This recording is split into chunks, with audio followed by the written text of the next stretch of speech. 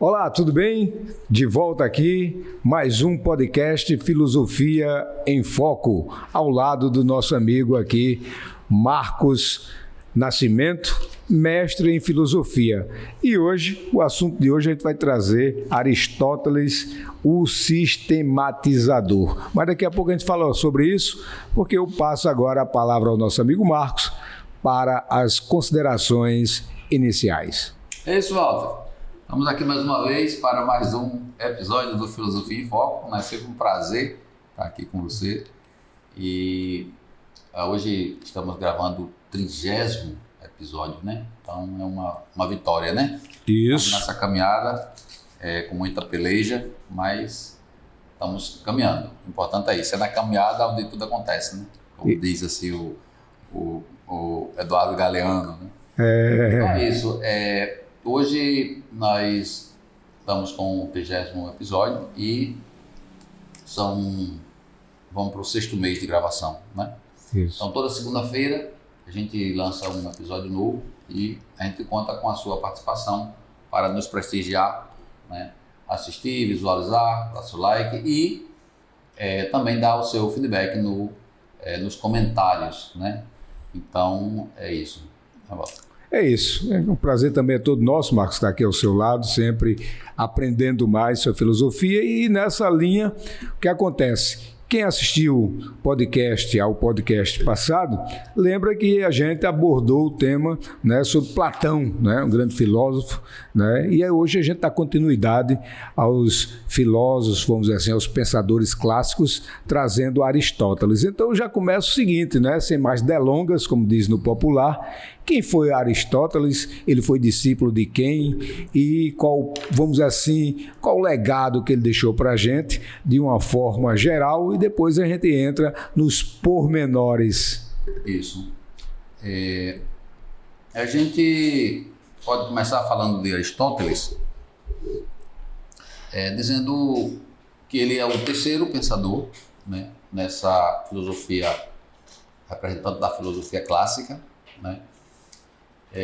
Porque o primeiro vem exatamente com Sócrates, depois vem Platão. Sócrates foi mestre de Platão e Platão, por sua vez, foi mestre de Aristóteles. Então, a gente percebe que esses três pensadores, que para a tradição filosófica ocidental é muito importante, porque é a partir desses três que depois se edifica toda uma linha do conhecimento que chega até nossos dias, né? Então, a gente pode começar falando sobre uma curiosidade que, por exemplo, o Platão e o Sócrates eram cidadãos de Atenas. Sim. O Aristóteles, não. O Aristóteles vem de fora, né? Ele nasce numa cidade chamada Estagira, certo? É uma cidade que está ali próxima ali da Macedônia, pertence ao Império Macedônico, né? Que é próximo, né? Próximo à Grécia. Acho que a Grécia está abaixo da Macedônia, assim, do ponto de vista geográfico, né? Norte-sul. Porque hoje também mudou muito. Mudou. Lugares, né? Mudou. Então, como eu disse, foi um dos três principais pensadores dessa época, né? E que nos legou um pensamento enorme, diversificado e que ainda hoje é estudado, etc. Tudo mais. E que aos 17 anos ele sai de sua terra e vem para Atenas para estudar filosofia, né?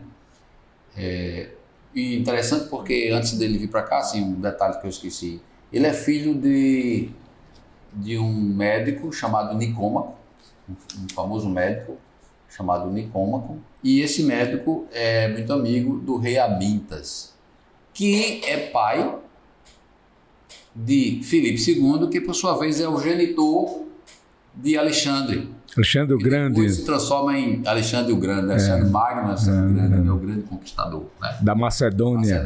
Né? Então, ele tem esse link porque ele vem daquela região, né?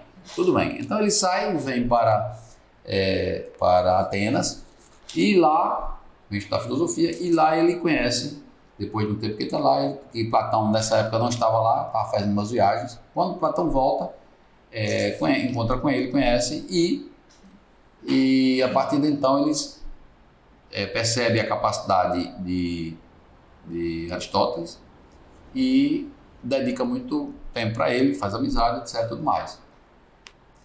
E de Aristóteles vai exatamente aprendendo todos aqueles conhecimentos, né, de Platão. Mas Aristóteles tem uma coisa que o diferencia tanto de Sócrates como de Platão, que é uma capacidade que eu acredito que tenha sido já pela experiência de conviver com o pai, porque como o pai era médico, então provavelmente ele em algum momento ele viu algumas questões de estudo da natureza, do corpo humano, de dissecação, etc. E isso, de certa maneira, tem contribuído para que ele desenvolvesse um método, um tipo de pensamento que, de certa maneira, lá na frente vai de encontro com o pensamento do seu mestre Platão. Sim, sim, sim. Claro. Isso é uma coisa que, no primeiro momento, cria um certo impasse entre eles, porque é uma certa divergência de pensamento. Claro, claro. Platão tinha um pensamento, como eu já falei, de que o conhecimento verdadeiro estaria no mundo das ideias. Portanto, no mundo inteligível. Né? Não no mundo sensível, no mundo da experiência. Nisso não.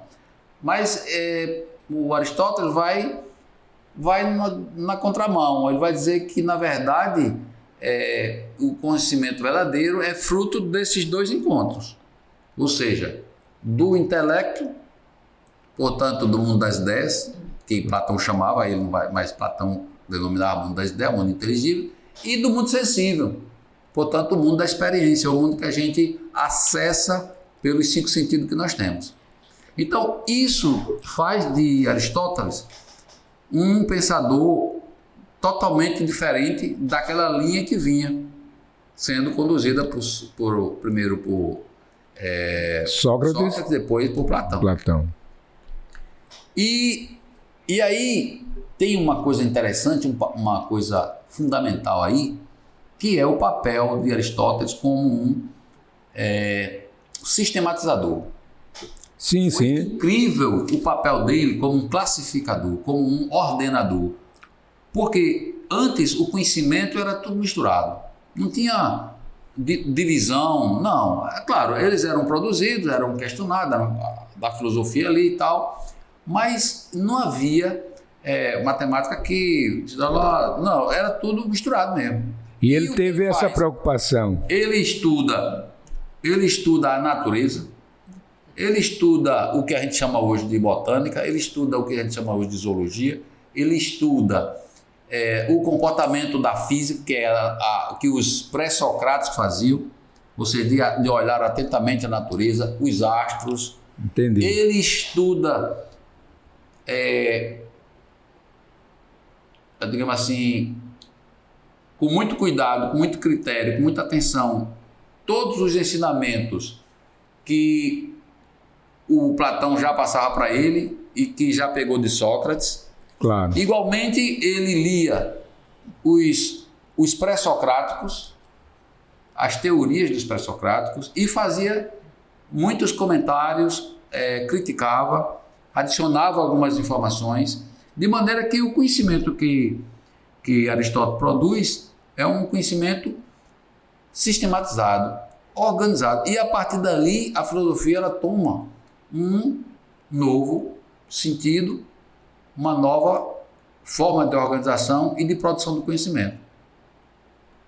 Porque ele vai elaborar uma epistemologia que está baseada não unicamente no intelecto, como Platão fazia, mas uma epistemologia, ou seja, uma teoria do conhecimento que vai estar sustentada no intelecto, mas também na capacidade de aprender as coisas através dos sentidos, né? Entendi. Então, eu até diria assim, como minha linha de estudo é uma linha empirista, né? Só que na modernidade, né? Estudos empiristas, especialmente David Hume, Mas assim, eu já diria que isso sou eu que estou dizendo, que Aristóteles foi, digamos assim, um empirista antes do tempo. Porque esse termo realmente, né, o empirismo enquanto corrente de pensamento que vai, digamos assim, na contramão da racionalidade, só é algo que vai surgir na modernidade no século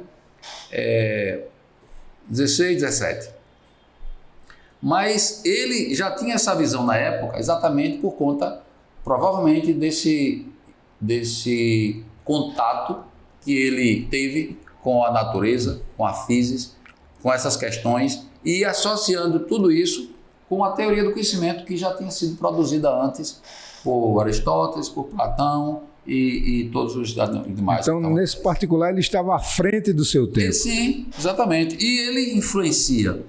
Tanto é que você sabe que Aristóteles não foi lido, né, durante até o século XIV, eu acredito, 13, 14. Ele não foi lido.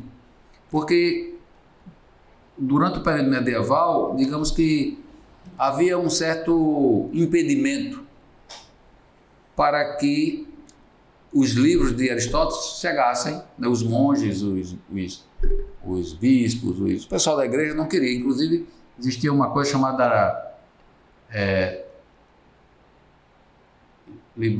os livros que era proibido pela igreja. Tem um termozinho. Tem um termo latino, né? Agora eu não tô conseguindo lembrar. Ou seja, só o pessoal da igreja que tem acesso. Os livros proibidos, os livros que eram proibidos. Tem um termo latino que agora eu não estou me lembrando. Daqui a pouco chega. Então, geralmente esse livro fazia parte, né? O livro de Aristóteles fazia parte.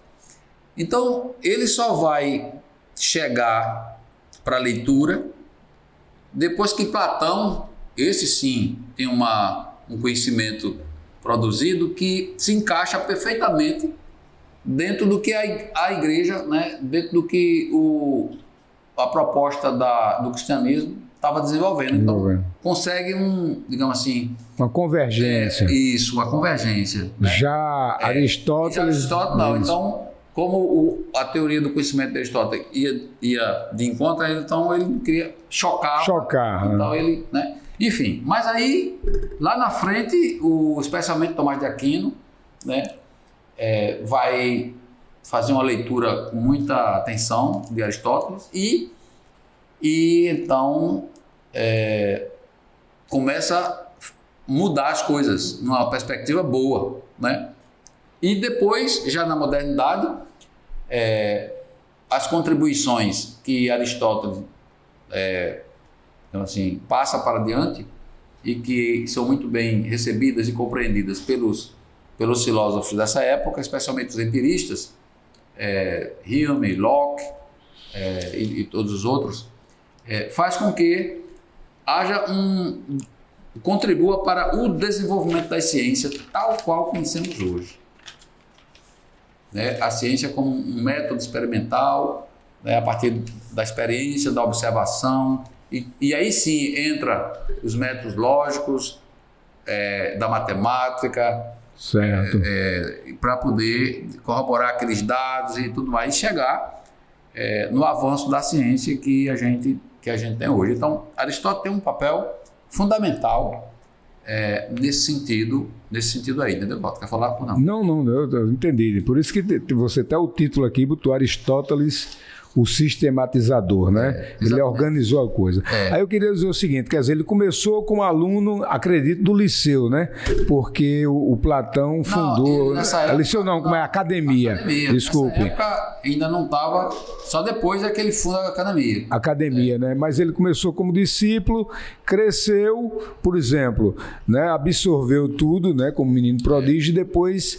Ele desenvolveu a sua própria teoria, é isso? Isso. Pronto, exatamente. Você tocou num ponto importante que foi bom você falar. Porque o que acontece? Quando Sócrates morre e Platão fica descontente, né, e começa a criticar a democracia, um momento político que estava vivendo tal, porque ele foi condenado à morte injustamente, né? Então, ele, 10 anos ou 11 anos depois da morte de Sócrates, Platão funda a academia. Até eu troquei os nomes. A gente vai chegar lá na frente. Mas é por isso que eu estou dizendo, mas faz sentido. Vou tomar aqui para fazer sentido o que você diz.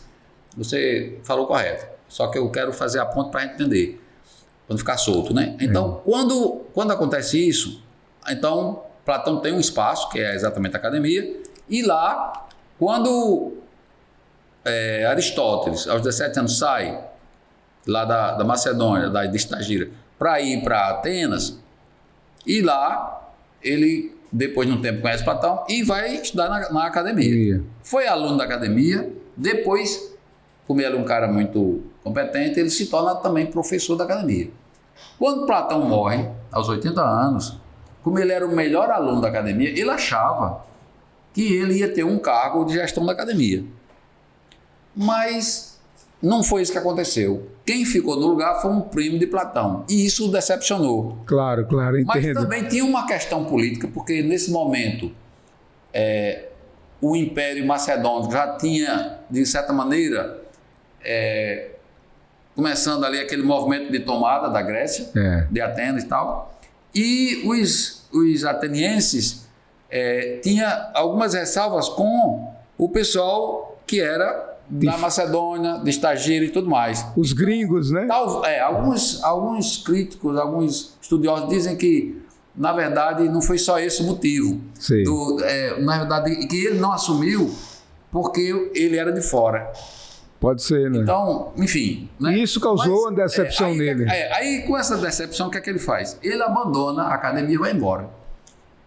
Vai para Artaneus, que é na Ásia Menor. Certo. Fica lá, depois fica uns 3 anos lá prestando consultoria, porque ele era uma pessoa muito inteligente, né? Consultoria política. E depois ele volta para Macedônia. E quando ele chega lá, o Alexandre contava com 13 anos de idade. Né? O que seria o Alexandre o Grande, era um jovem adolescente. Filho de Felipe, né? Filho de Felipe II, que era filho do rei Amintas, amigo do pai que era médico Nicômaco. Certo. Então, o que é que acontece? Ele aceita ser preceptor de Alexandre e ensina retórica, geografia, filosofia, enfim, os conhecimentos que ele achou interessante para passar para ele. Quando o rei Felipe morre, o rei Felipe II morre, e Alexandre, sucessor, assume, né, naturalmente assume o cargo, porque ele era o sucessor. Claro. Então, Aristóteles volta para Atenas. Quando ele chega em Atenas, o que é que ele faz? Ele funda a própria escola. Aí ele vai fundar o Liceu. Por isso estava na minha cabeça, eu falei Liceu. O Liceu. Tinha academia, depois o Liceu, que já era Aristóteles. O Liceu, certo?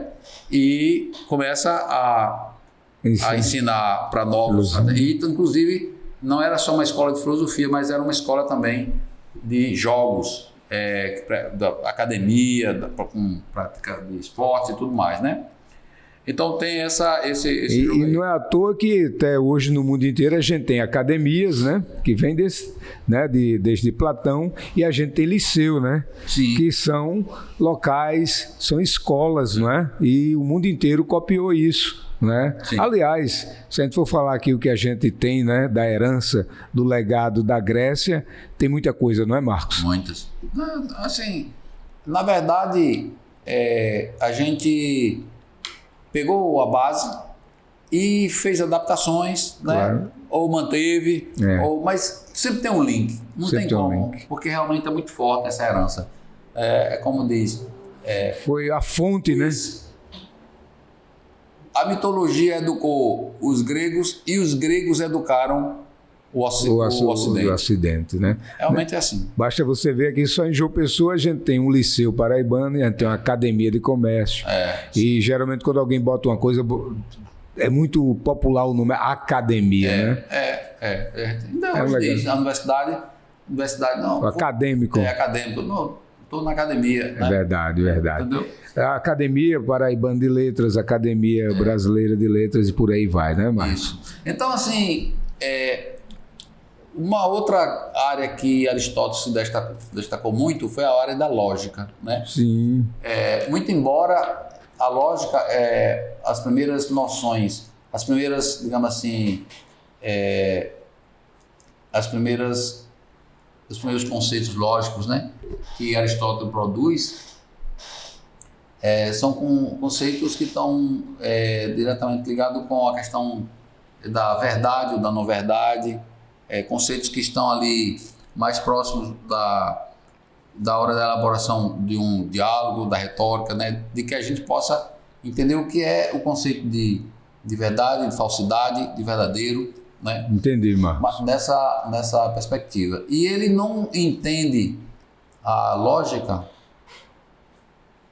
como, digamos assim, uma área, uma ciência, como ele classificou as ciências em três, quando ele fez sistematizou. Quando ele fez a sistematização. Então ele classificou a ciência, todo aquele conhecimento, em 3 classes. Diga e a aí. lógica não está incluída em nenhuma delas. Você lembra quais são as classes? Lembro, a teorética, ou da teoria.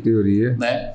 A outra são a prática, que aí estava incluída a política e a ética. Certo. E as produtivas, que essas tinham a ver com tudo que era relacionado com a produção, desde produção do navio, ou ao próprio médico, ou a agricultura, ou que fosse produção de alguma coisa, bem ou serviço, né? Então tinha são as ciências produtivas, as ciências teoréticas e as ciências produtivas, teoréticas e práticas. As teoréticas ou teóricas eram ciências que basicamente existiam por si mesmas, para explicar a si mesmas.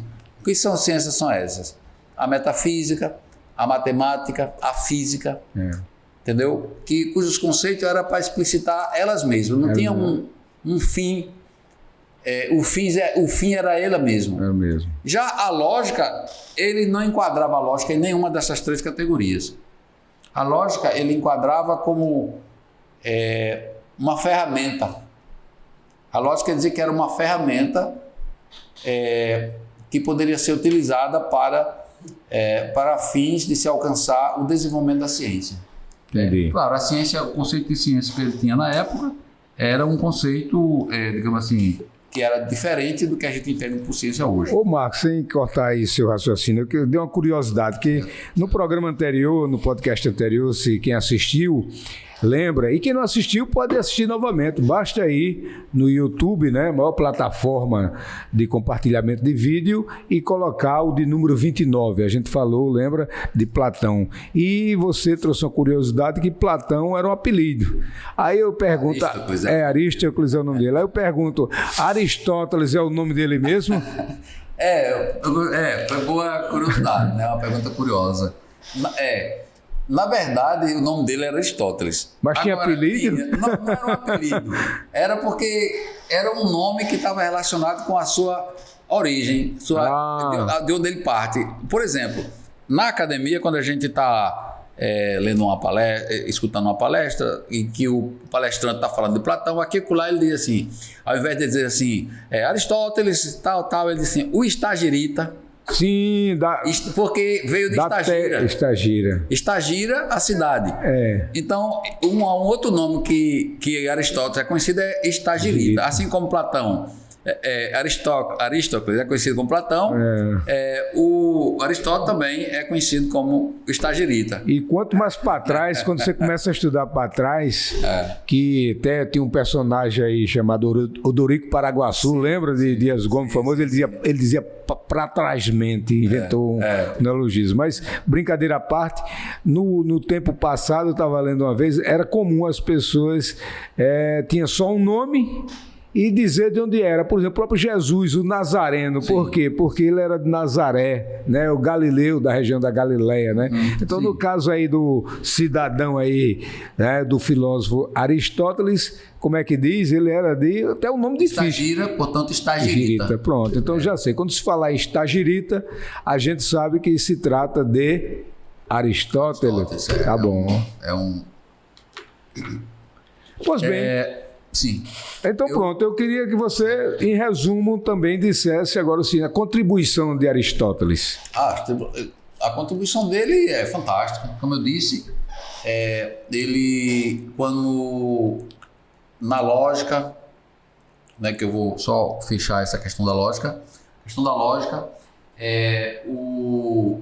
na lógica, na questão do desenvolvimento das ciências como um método empirista, né? Da sistematização também que você falou. A sistematização foi exatamente o que veio facilitar exatamente, né, para que o conhecimento pudesse ser estruturado numa separação de acordo com as áreas, né, que se destinavam, teoréticas, produtivas, práticas, a lógica um canto, né? Então nessa primeira estava incluído a metafísica, a física, a matemática, né? Na segunda, nas práticas, a política e a ética, porque tinha como finalidade o bem comum na sociedade, individual ou coletiva. E no terceiro caso, como produtiva, né, aquela área produtiva, as ciências produtivas, estava todo aquele conhecimento que era destinado a algum tipo de produção, como por exemplo, a produção de barcos, agricultura, marcenaria, uma produção de qualquer ordem, de serviço. Então, ele classifica isso, mas a lógica ele não enquadra aí, porque ele não entende a lógica como a lógica consciência, ele entende a lógica como um instrumento que é capaz de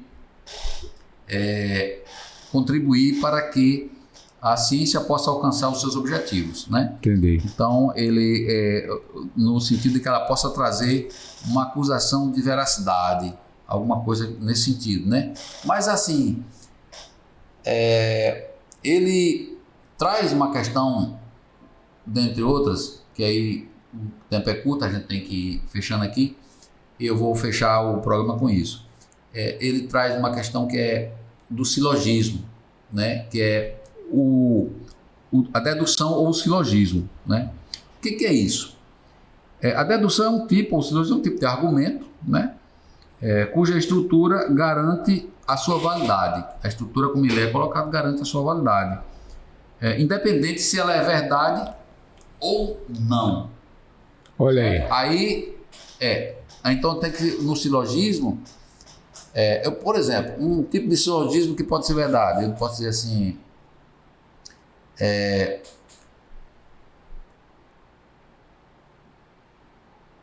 por exemplo, todos os homens são mortais. Certo. Sócrates é mortal. Conclusão, Sócrates é homem. É homem. Sim, a dedução, né? Dedução. A dedução. Uma que você vê que a primeira premissa tem uma segunda, e a terceira ela dá uma conclusão que faz sentido e verdadeira. Isso foi uma contribuição dele, ele chegou. É o silogismo. Silogismo. Agora vamos pelo silogismo que atende todas essas premissas, mas que a conclusão é falsa. E aí é o cuidado que tem que ter com os discursos e tudo mais, né? Por exemplo, algumas aves são pardais. Algumas aves são pardais. Alguns pardais têm 4 patas, 4 pernas. Conclusão, algumas aves têm 4 pernas. Não tem ave de 4 pernas. Não tem, Então, ela atende as premissas, mas a conclusão é falsa. Enquanto na primeira a conclusão é verdadeira. Então, se precisa ser... Aí ele vai trazer os 3 princípios, que digamos assim, são os princípios que no discurso ele tem que atender esse requisito, porque se não atender, digamos assim, não faz sentido. Não faz sentido, uma certa lógica, né? E é exatamente os 3 princípios que ele vai trazer, é exatamente o seguinte. Primeiro, que é o princípio da identidade. O que princípio é esse? Ele diz que A é A. Não tem outra condição. Certo. B é B. B é B. Não tem outra condição. Uma caneca é uma caneca e não um lápis, né? Uma caneca é uma caneca. A identidade. O princípio da identidade. O segundo princípio, que é o princípio da não contradição. O que é que vai dizer? Uma proposição não pode ser falsa e verdadeira ao mesmo tempo. Ou seja, eu não posso dizer isto é uma caneta e não é uma caneta ao mesmo tempo. Claro.